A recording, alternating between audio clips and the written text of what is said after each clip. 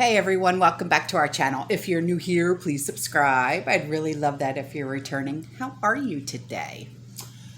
So much going on, it's insane. So grab your coffee, possibly chocolate. I might even have cake today. Oh no, it's going crazy here today, kids. So anyway, listen. The newsletters have started to go out, the October newsletters. I hope you like them. I really do. So, Trish, she started sending them out. So, but for those of you on the monthly plan, okay, because I know a lot of you guys, you pay $5 a month and stuff like that. So, this is your monthly reminder. Okay, Trish said, for those of you on the monthly plan, this is your monthly reminder, because we don't have anything on auto pay. If you want the newsletter, please make sure, if you still want to be on the monthly newsletter, okay? So, anyway, so much is going on. It's insane. By the way, did you guys watch Canadian Prepper's video about the bunkers? It's insane. If you haven't, get over to his channel and watch that. When I watched that, I was like, oh, if only I could afford to build one of those, I would so be on top of that right now. Anyways, also, in the description box below, you're going to see a link. Okay, and it's like where Prepper Nerds link is for your inventory system. Okay, there's another link for consumer car care if you live in the Tampa Bay area. Okay, there's another link in there for candles, for Prepper candles. There's another link in there for earthly wellness products. Okay, now I put a new link in there today, okay, and it's by a subscriber who wrote a book, and it's an ebook, and it's free, okay, and it's called Finding Freedom with Frugality. So go over to Amazon and download this book, okay. She told me about it today, and I was so excited, and I told her, I said, absolutely, I will put the link in the description box below. If any of you have a small business with a website, or you want me to advertise for you, please, by all means, email me. Send me a link. I don't care. I will always help promote you. You are in my community. You are my friend. You are my family. I will always help promote your business. Always. So email me, okay? Tell me what you're all about. And, if you can help out our Prepper community, please. Even if you have a furniture store, I don't care. I will put your link in the description box, okay? It's as simple as that, all right? So, let's get to it. Oh, let's get to it. So much. So, speaking on gas prices. Okay, so around here, gas is like $3.29, okay? And Sean and I last night, we cycled through our gas that we had in gas cans out in the garage, because you know that if you keep gas in gas cans, it's got to be cycled out every 6 months. So we topped off our gas tanks in the cars with the gas that we had in the gas cans in the garage. And I gave the gas cans to Andrew, and I said, because you're going by Sam's Club, in the morning, because he was going to his girlfriend's, I said, fill these up. I gave him 2 out of the gas cans that we have out in the garage. I gave him 2 5-gallons, because Sam's Club is 26 cents cheaper than any of the gas stations around here, okay? Gas stations are like $3.29, $3.30, $3.35. Sam's Club, $3.06. So he went and he filled up the gas cans for me. Well, in California, in Gorda, Gorda, California, gas keeps getting more and more expensive, okay? Especially in California. But perhaps nowhere is it pricier than a remote Central Coast community of Gorda. The town's only gas station, and this is probably why they're getting away with it, right, is offering regular unleaded for $7.59. Premium is nearly $8.50. The town has long been known for some of the highest prices in the country. A sign at the gas station notes that the nearest gas station is 40 miles away to the north and 12 miles to the south. And Gorda is located along the Big Sur coast, about 40 minutes north of San Simeon, and that's Simeon. So these jerks know that because there's nobody else around that they can price gouge. What idiocy. What a way of taking advantage of the situation. You know what I mean? I mean, come on. What jerks. Seriously, what jerks. And this was sent to me by a subscriber, and we talked about the recalls and how hinky I think they all are. Okay. So this recall struck me, and I'm like, hang on just a minute now. It has to do with onions. I know. And salmonella outbreak linked to onions.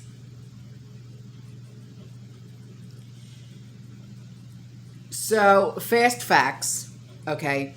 Illnesses at 652, hospitalizations 129, 0 deaths, states 37, recalls no, investigative status is active. Contaminated food, right? Fresh, whole, red, white, and yellow onions imported from Chihuahua, Mexico, and distributed by ProSource Incorporated. These onions were sold to restaurants and grocery stores throughout the United States. ProSource Incorporated indicated onions were last imported on August 27th, but these imported onions can last up to 3 months in storage and may still be in homes and businesses. Investigators are working to determine if other onions and suppliers are linked to the outbreak. They're saying that do not sell or serve fresh, whole, red, white, or yellow onions that were imported from Chihuahua, Mexico, and distributed by ProSource Incorporated. Check your storage coolers and coolers for these onions. If you can't tell where they are from, just throw them out. Wash and sanitize any surfaces that may have come in contact with these onions. What you should do. Do not eat or buy any fresh red, yellow, or white onions if they were imported from Chihuahua, Mexico, and distributed by ProSource. Throw them away if you have them at home that don't have the sticker or the packaging. Because, if you can't tell, just throw them out. These onions may have stickers or packaging indicating the brand ProSource and the country Mexico where they were grown. If you can't tell where the onions are from, don't buy them or eat them. Wash the surfaces and containers these onions may have touched using hot soapy water or a dishwasher. So, with salmonella on onions though, correct me if I'm wrong, but I thought salmonella came from eggs. Raw chicken. Not onions. Something's hinky in Hinkyville, guys. I don't know. But I'm putting it out there. I'm just putting it out there. So, excuse me. Now with this one, I don't know. I'm reading between the lines.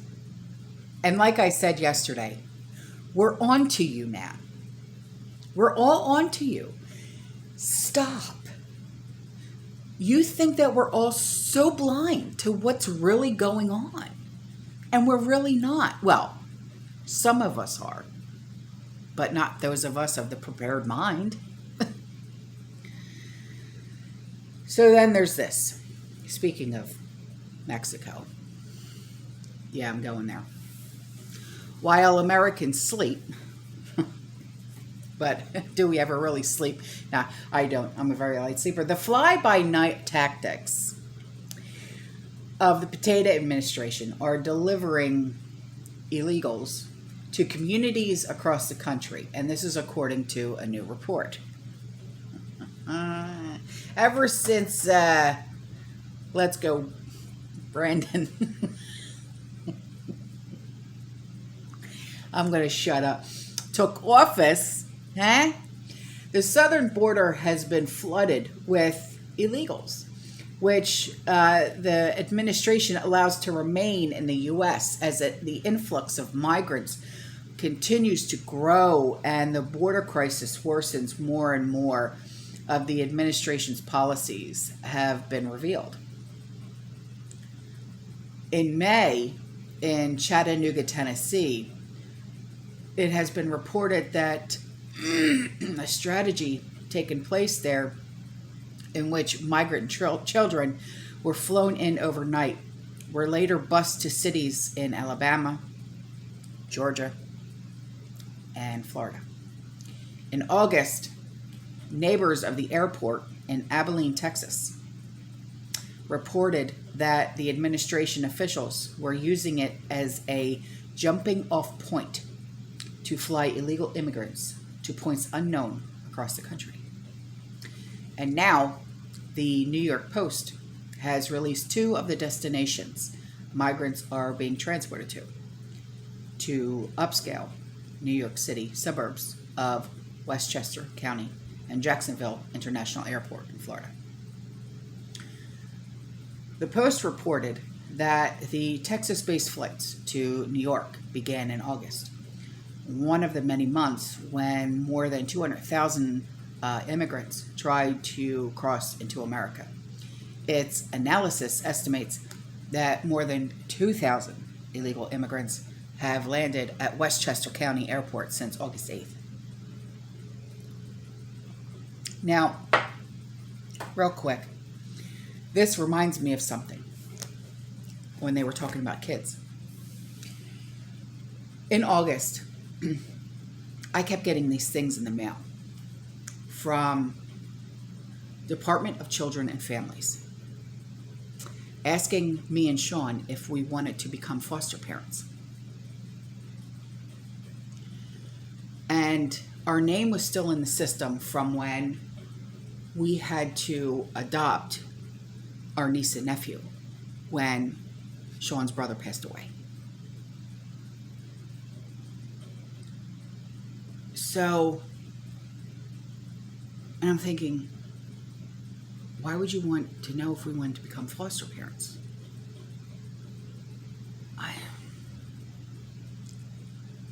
It's just so strange.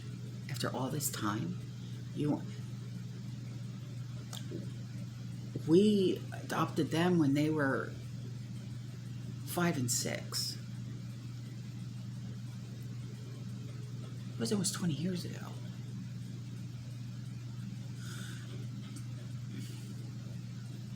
After all this time, now you're sending out letters. And I dismissed it. I threw it out. The following week, I got another letter.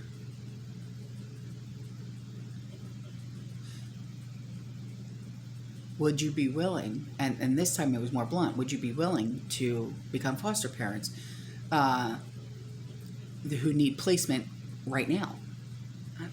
No. I didn't even call them. I threw it out. The following week, we got another letter. Listen, and the letters kept coming in all the month of August. So now this makes sense. It makes sense. They were looking for foster homes for these immigrant children. Makes sense. I never put two and two together until now. Huh. Wow. Strange. So, tipped off about the flights, the Post said its reporters saw flights largely composed of children and teenagers, with some young adults landing in Westchester County. One flight had about 100 people aboard, the outlet reported. After landing, some were taken to New Jersey and others to Long Island. Others were sent to locations in New York City or Connecticut. Some children went away in cars one by one. The Post also had sources at the Jacksonville airport that saw a group of estimated about 10 to 15 people who landed and were taken by bus to the Twin Oaks Academy, which is a juvenile detention center near Tallahassee, Florida. Wow. A spokeswoman for DeSantis said, if the potato administration is so confident that their open border policy is good for our country, why the secrecy? Yeah, no kidding. She continued, why is the administration refusing to share even the most basic information about illegal alien resettlement in our communities throughout our state and the entire country? Washington, D.C. set immigration policies that do not affect them, and states that lack information about migrant resettlement and do not have the authority to change federal immigration policy are expected to bear the brunt of Biden's reckless open borders agenda.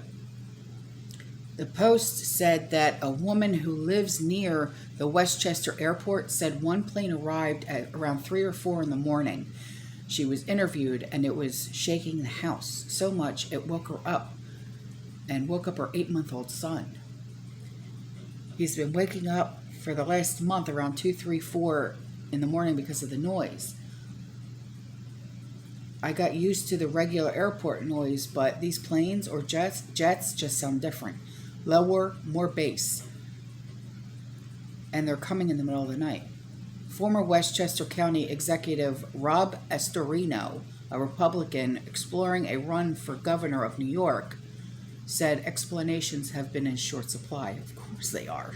The administration is systematically spreading the southern border crisis to communities all around the country, often shrouded in secrecy and under the cloak of darkness. Estorino went on to explain that he himself saw at least 50 to 75 migrants boarding a bus after departing a flight. No one has explained where they are going and who they are. A potato administration spokesman claimed the flights were legit. Bullshit.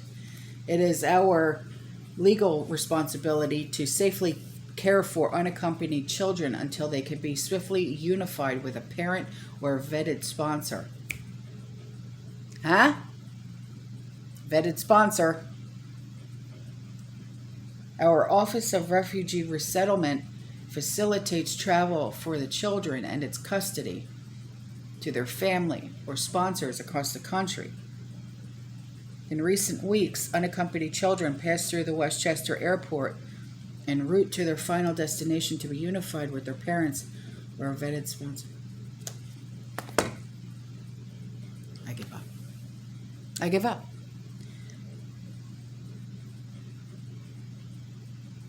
No kidding.